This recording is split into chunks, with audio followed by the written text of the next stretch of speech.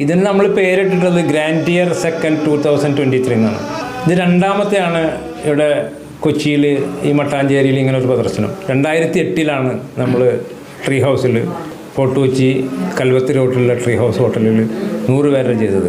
അതിനുശേഷം എൻ്റെ അറിവിൽ, ഞാൻ ഇതായിട്ട് പറയല്ല, എൻ്റെ അറിവിൽ ഇങ്ങനെ ഒരു 100 പേരുടെ പ്രദർശനം 2008 ശേഷം പിന്നീടുണ്ടായത് ഇത് ആദ്യമായിട്ടാണ്. ഇതിനു മുമ്പ് മിക്കവാറും വേദികളിലൊക്കെ ഒരു 10 പേരോ 15 പേരോ അല്ലെങ്കിൽ 2 ദിവസമോ അല്ലെങ്കിൽ ഒരാഴ്ചയോ അല്ലെങ്കിൽ 3 ദിവസമൊക്കെ പ്രദർശനം നടക്കാറ്. ഇത് 30 ദിവസമാണ്. ഇത് കേരളത്തിൻ്റെ നാനാഭാഗത്തു നിന്നുള്ള, കാസർഗോഡ് മുതൽ കന്യാകുമാരി വരെയുള്ള ആർട്ടിസ്റ്റുകൾ ഇതിനകത്തുണ്ട്. അവരുടെ രചനകളുണ്ട്.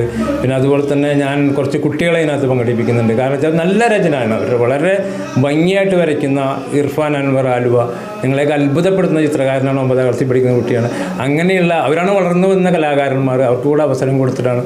അതോടൊപ്പം തന്നെ എല്ലാവരുടെയും ഫോൺ നമ്പർ ഒരാൾ പോലും വിട്ടുകളയാതെ